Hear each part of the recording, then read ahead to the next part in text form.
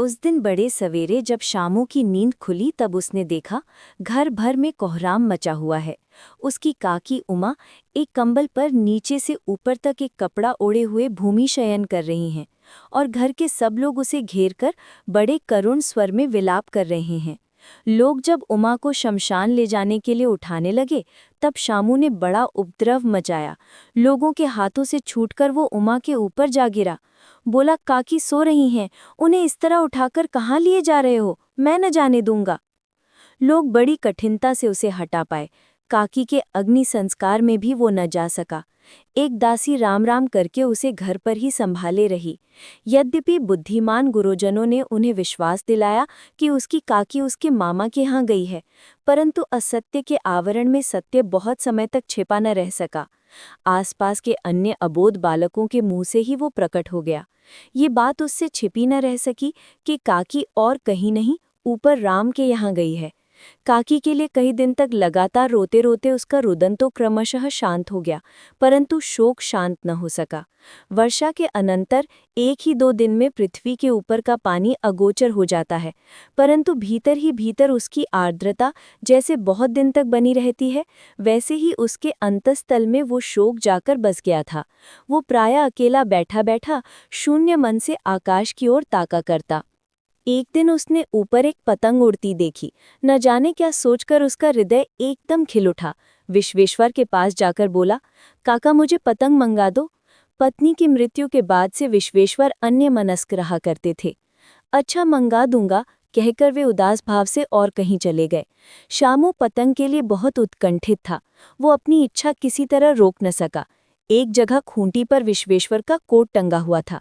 इधर उधर देखकर उसने उसके पास स्टूल सरकाकर रखा और ऊपर चढ़कर कोट की जेबें टटोली। उनमें से एक चवन्नी का आविष्कार करके तुरंत वहां से भाग गया। सुखिया दासी का लड़का भोला शामू का समवयस्क साथी था। शामू ने उसे चवन्नी देकर कहा, अपनी जीजी से कहकर गुपचुप एक पतंग और डोर मंगा दो। देखो खूब अकेले में लाना, कोई जान न पावे। पतंग आई। एक अंधेरे घर में उसमें डोल बांधी जाने लगी। शामू ने धीरे से कहा, भोला किसी से न कहो तो एक बात कहूं। भोला ने सिर हिलाकर कहा, नहीं किसी से नहीं कहूंगा। शामू ने रहस्य खोला। कहा, मैं ये पतंग ऊपर राम के यहाँ भेजूंगा। इसे पकड़कर काकी नीचे उतरेंगी। मैं लिखना नहीं जानता, नहीं तो इस पर उनका नाम लिख देता। भोला शामू से अधिक समझदार था। उसने कहा, बात तो बड़ी अच्छी सोची, परंतु एक कठिनता है। ये डोर पतली है, इसे पकड़कर काकी उतर नहीं सकती। इसके टूट जाने का डर है। पतंग में मोटी रस्सी हो तो सब ठीक हो जाए। शामू गंभीर हो गया। मतलब ये बात तो लाख रुपए की सुझाई गई है, परंतु कठिनता ये थी कि मोटी रस्सी कैसे मंगाई जाए।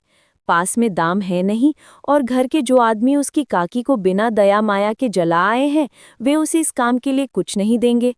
उस दिन शामू को चिंता के मारे बड़ी रात तक नींद नहीं आई। पहले दिन की तरकीब से दूसरे दिन उसने विश्वेश्वर के कोट से 1 रुपया निकाला, ले जाकर भोला को दिया और बोला, देख भोला, किसी को मालूम ना होने पाए। अच्छी अच्छी 2 रस्सियां मंगा दे, एक रस्सी ओछी पड़ेगी। जवाहिर भैया से मैं एक कागज पर काकी लिखवा रखूंगा। नाम की चिट रहेगी तो पतंग ठीक उन्हीं के पास पहुंच जाएगी। 2 घंटे बाद प्रफुल्ल मन से शामू और भोला अंधेरी कोठरी में बैठे बैठे पतंग में डोल बांध रहे थे। अकस्मात शुभ कार्य में विघ्न की तरह उग्र रूप धारण किए विश्वेश्वर वहां आ घुसे।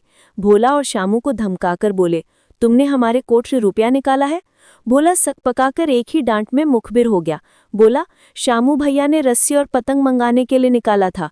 विश्वेश्वर ने शामू को 2 तमाचे जड़कर कहा, चोरी सीखकर जेल जाएगा? अच्छा, तुझे आज अच्छी तरह समझाता हूँ, कहकर फिर तमाचे जड़े और कान मलने के बाद पतंग फाड़ डाला। अब रस्सियों की ओर देखकर पूछा, ये किसने मंगाई? भोला ने कहा, इन्होंने मंगाई थी। कहते थे इससे पतंग तानकर काकी को राम के यहाँ से नीचे उतारेंगे। विश्वेश्वर हतबुद्धि होकर वहीं खड़े रह गए। उन्होंने फटी हुई पतंग उठाकर देखी। उस पर चिपके हुए कागज पर लिखा हुआ था, काकी।